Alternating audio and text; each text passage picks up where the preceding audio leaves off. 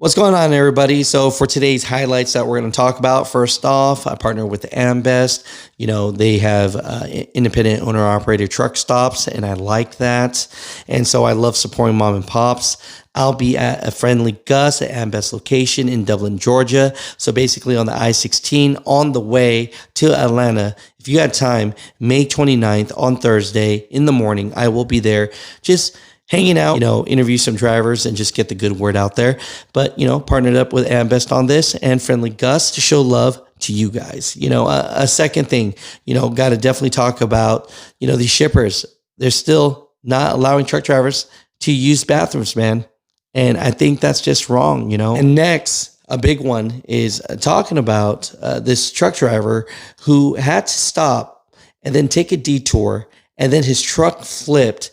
And then the tow bill was $75,000. But this all happened because there was an accident on the road, and law enforcement stated that this truck driver was blocking traffic and need to detour. This driver did not feel safe about that, but still took the detour. And when they did, it was in some gravel and the truck flipped over. And the last one is this truck driver in Virginia parked on the side of the road for 10 minutes.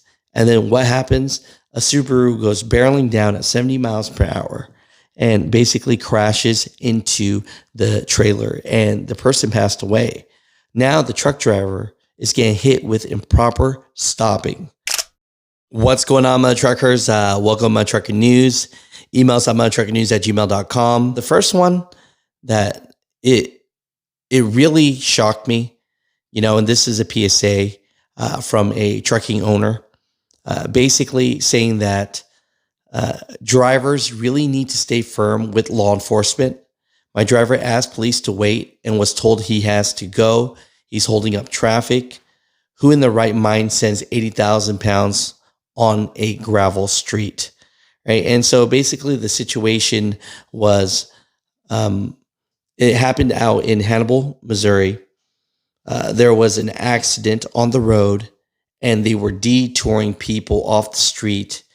And so basically what happened was his driver basically said that they didn't feel comfortable on going on that street, and the police officer made him go anyways. And because of that, his truck flipped over.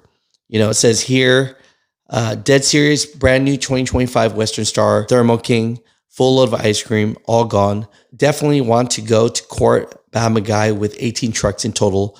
Nobody cares, unfortunately. We'll spend a ton of money on legal fees and not sure it will go anywhere. Yes, please do share. It says here, me and my brother own SM Transport and ALM Transport. This one was an ALM truck.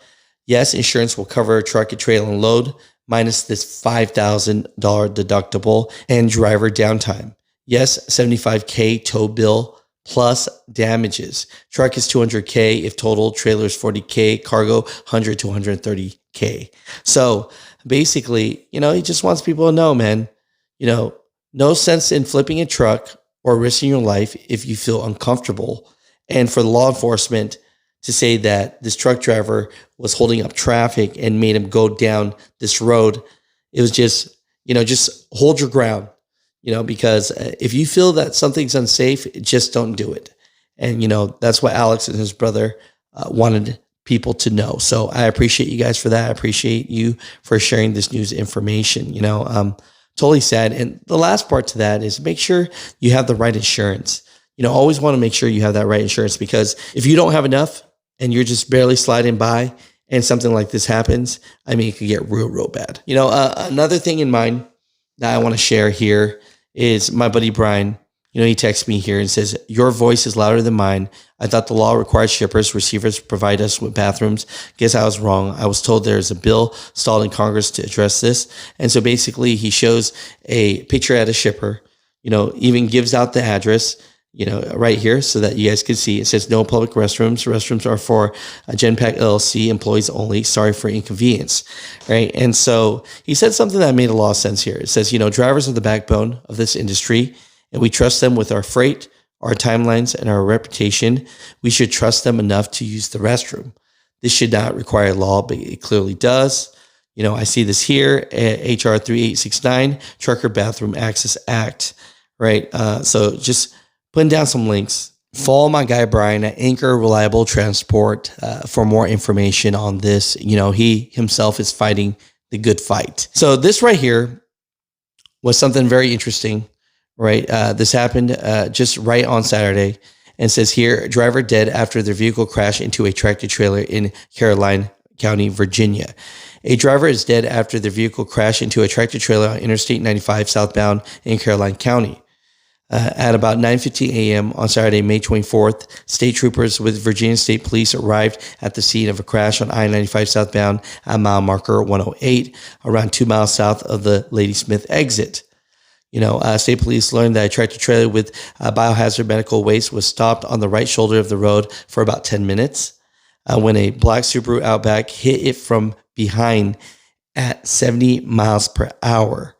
Here again, the tractor trailer is parked on the side of the shoulder, right? So it says here, a tractor trailer and vehicle crash on Interstate 95 southbound in Caroline, left one dead on Saturday, May 24th. It says here, the unidentified driver died due to their injuries, according to the Caroline Fire. The truck driver, 54-year-old Larry Williams from New Jersey, will be charged with improper stopping. The crash initially resulted in the south center lane and the right lane closing. So this truck driver is being charged with improper stopping, right? When it was a Subaru that went 70 miles per hour into the shoulder and crashed right into the trailer and passed away. I feel like that is a little bit self-inflicting. We'll wait. I don't want to say too much, but, the truck driver, of course, is the one at fault for this. I know what people are going to say. They're going to say, what are you doing parked on the side of the road? But it did say here in the statement that the truck driver just stopped for about 10 minutes. So let me read you this. Emergency triangles must be placed within 10 minutes of stopping and should be kept in the passenger side box so that they can be accessed in a way that keeps the driver away from traffic. So I'm not a lawyer. I'm not going to pretend to be one. But if this driver has the triangles and can prove that he just stopped and he was going out to put out his triangles, he might be saved from this. But if he's not a driver that actually took care of his equipment and made sure he had his triangles in his cab, then this could be a big problem for this driver. So remember, 10 minutes, that's what you got. You got to put out those triangles right away. Four-way flashers, hopefully you had those on, right? And so if he could prove that, then he might be innocent. But as of now, getting charged with improper stopping. So my truckers, comment down below. Let me know what you guys think about everything, but just want to share today's information.